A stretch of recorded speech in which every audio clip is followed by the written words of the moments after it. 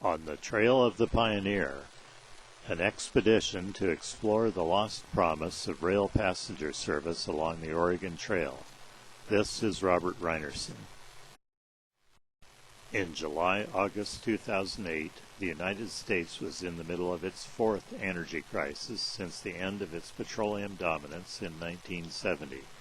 The intercity bus network was almost gone. Airlines planned to shut down service to smaller cities, including former Pioneer stops. A team from ColoRail set out to visit former and potential Pioneer cities.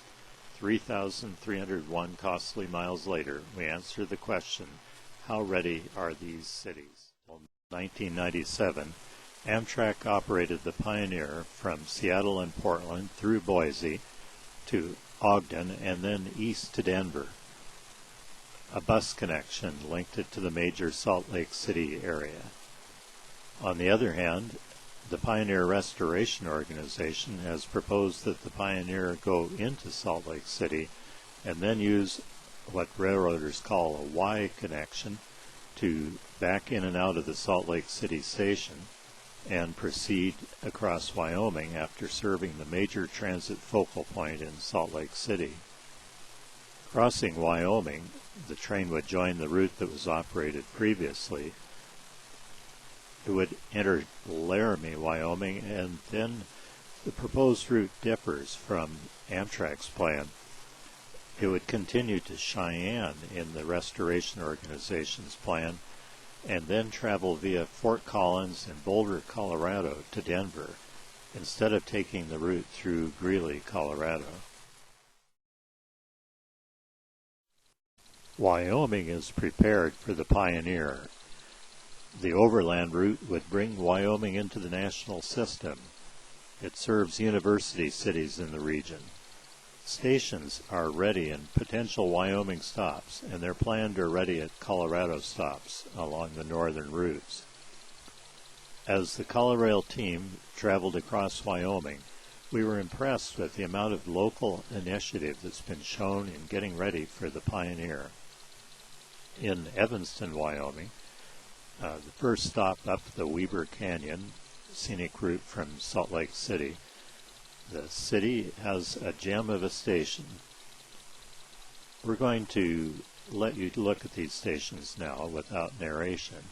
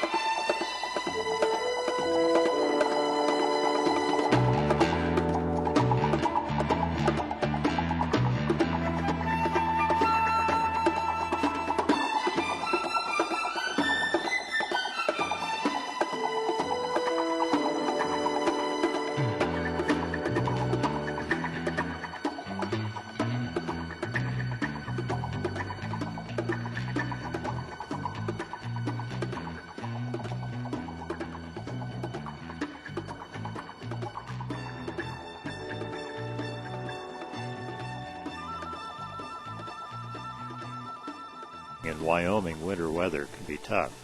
That's why locals want reliable year-round transportation. This electric sign warns travelers in bad weather to turn back to Laramie.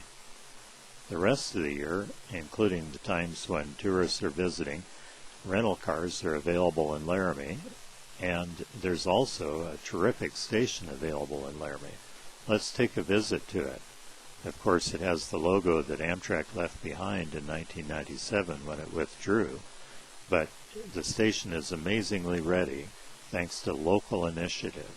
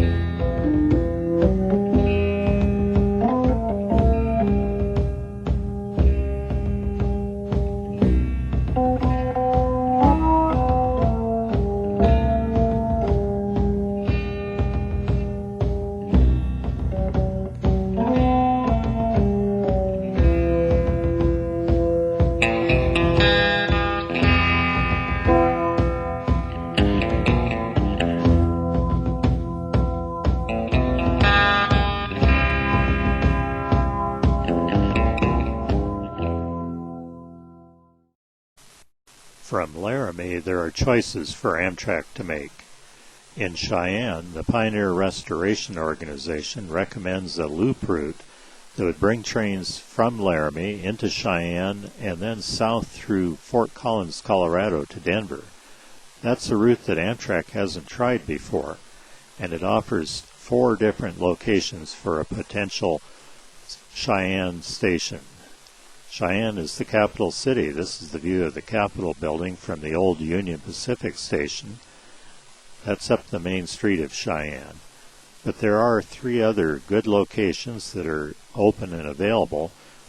One of them owned by the city, a parking lot area on Pioneer Avenue. The photos show the locations, and in fact there's also a potential spot out near Lincoln Way, US 30, where the Colorado and Southern, Burlington Northern, Santa Fe line crosses over the Union Pacific line. There are big choices to make in Wyoming.